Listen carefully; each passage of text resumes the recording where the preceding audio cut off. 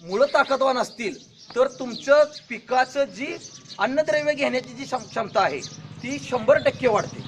कधी पण जर का मुळं चांगली असतील तर तुमचं पीक जे आहे ते खालून जमिनीतून घेते. तुम्हाला जमिनीत जास्त घालण्याची गरज नाही. जमिनीत भरपूर असतं, तुम्ही शेणखत घालता, DAP, पोटॅश सगळं घालता, बरोबर आहे का नाही?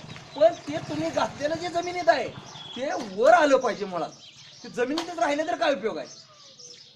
ते जे तुमचं आता जे नत्र, स्फुरद, पॉलाश, calcium, magnesium, boron, zinc, ferrous जे जमिनीमध्ये मातीमध्ये आता जे उपलब्ध आहे ते जमिनीतून वर घेतलं पाहिजे. ते घेण्याचं काम करतं हे पहिल्या गोष्टीला मूळ करतं.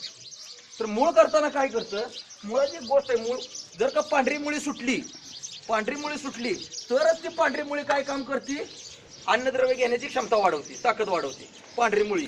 लक्षात घ्या. आता बाहेर मार्केटमध्ये बऱ्याच प्रकारचं ह्युमिक ऍसिड वगैरे मिळतं, तर ते काय करतं? ह्युमिक ऍसिड हे असे ऍसिड आहे, ते काम काय करतं तर पांढरी मुळी वाढवण्याचं काम करतं. आता तुम्ही बऱ्याच ठिकाणी बरीच लोक ह्युमिक ऍसिड वगैरे जमिनीतून ड्रिपमधून सोडत असाल, बरोबर आहे का नाही? आता फक्त ह्याच्याकडे बघा, ह्या प्रयोगाकडे तुम्ही कुठलेही ह्युमिक ऍसिड आणा, काही करा, ते कसं डिझॉल्व्ह होते बघा पाण्यात. 100% विरघळण्याची क्रिया आहे ह्युमिक ऍसिडची. इकडून घ्या, हे तुमच्या बॅनर सगळं आलं पाहिजे. तर ते बघा, हे तुमच्या समोरच आहे. आता हे मी चालू केले. आणि आता दुसरी गोष्ट सांगतो तुम्हाला, मुळं सक्षम ताकदवान राहण्यासाठी, मुळावर रोग, निमॅटोड सारखे आजार न येऊ नये म्हणून, तुम्हाला झेंडूचं फुल माहिती आहे, झेंडूची झाडं माहिती आहे. प्रत्येक डाळिंबाच्या 2 झाडाच्या मध्ये एक झेंडूचं झाड लावा.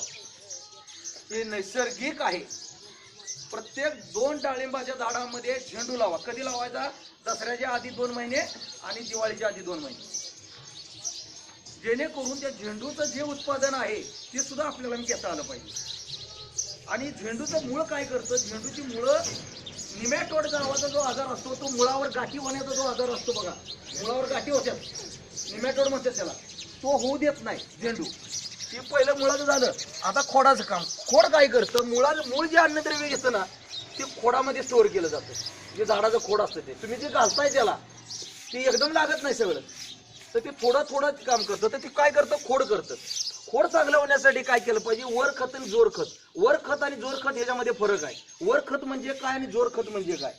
जोर खत म्हणजे जी जोर लावतं त्याला, म्हणजे जसं युरिया, सुपर, पोटॅश, DAP, 1840, नत्र, स्फुरद, पॉलाश जे आहे ते जोर खत. आणि भर खत म्हणजे, वर खत म्हणजे काय की तुम्ही जे शेतातलं शेणखत वगैरे जे टाकता ते वर खत झालं. हे घातल्यानंतर त्याचं मुळाचं जी खोड जी आहे ते खोड भरमसाठ ताकद गोळा करतं. आणि ज्यावेळी कळी यायला बाहेर चालू होती त्यावेळी संपूर्ण ताकद लावतं.